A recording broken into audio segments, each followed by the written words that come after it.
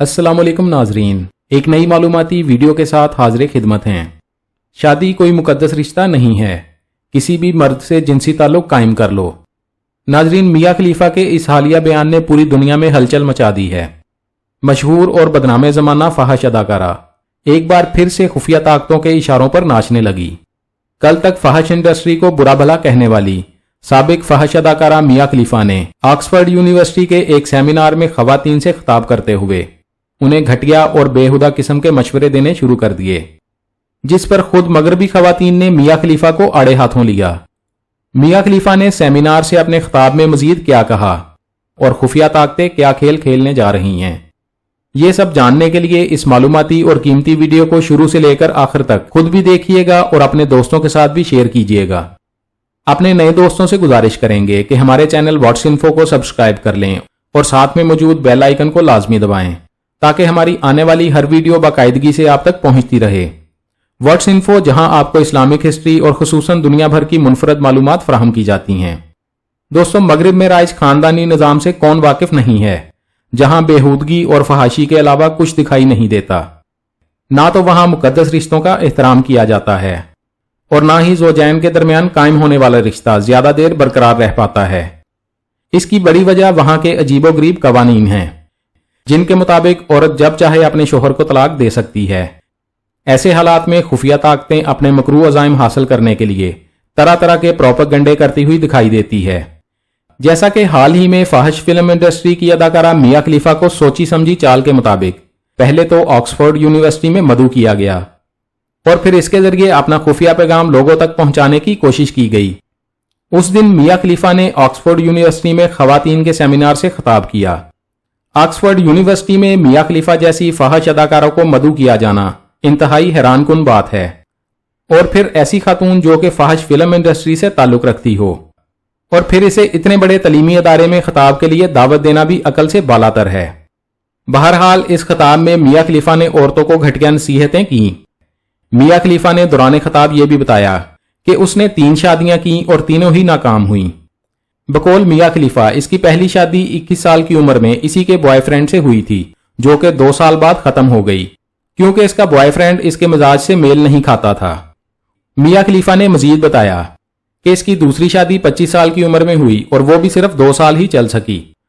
फिर मियां खलीफा की मंगनी 30 साल की उम्र में हुई, लेकिन रुखसती से पहले ही इसने खुद ये रिश्ता तोड़ दिया। ये सब कुछ बताने के बाद मियां खलीफा ने सेमिनार में नौजवान लड़कियों को ये नसीहत की कि शादी कोई मुकद्दस रिश्ता नहीं है, किसी भी मर्द से बगैर शादी के जिनसी ताल्लुक कायम कर लो और जब तुम्हारा जी भर जाए तो उन्हें इस्तेमाल करने के बाद छोड़ दो।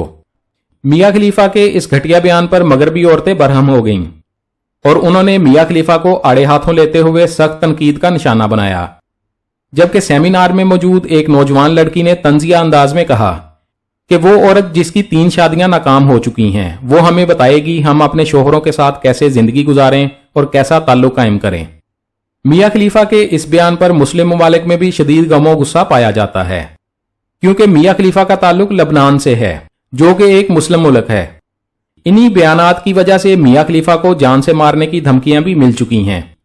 दर हकीकत मियां खलीफा के जरिए मुसलमानों के खिलाफ एक घिनौनी साजिश की जा रही है ताकि मुस्लिम ममालिक में राइज इस्लामी खानदानी निज़ाम को तबाह किया जा सके।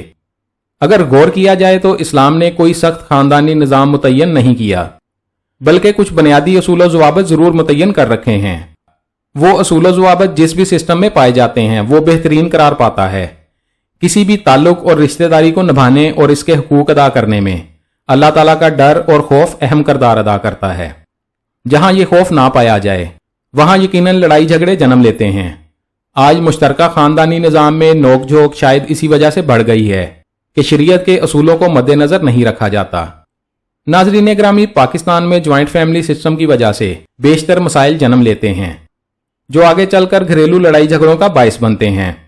मुश्तरका खानदानी निज़ाम में अगरचे बहुत सी खामियां हैं, लेकिन पाकिस्तान के अवाम के मौजूदा हालात के लिहाज से ना सिर्फ ये काफ़ी मौजू है, बल्कि हमारे माशरती और समाजी निज़ाम ज़िंदगी से काफ़ी हम आहंग भी है। अगर कोई शख्स मुश्तरका खानदानी निज़ाम को नहीं अपनाना चाहता तो ये इसकी अपनी मर्जी, लेकिन जो खुशी से इस निज़ाम को अपनाना चाहता है या जिनके लिए इसे अपनाना मजबूरी है, इन पर तनकीद नहीं की जा सकती।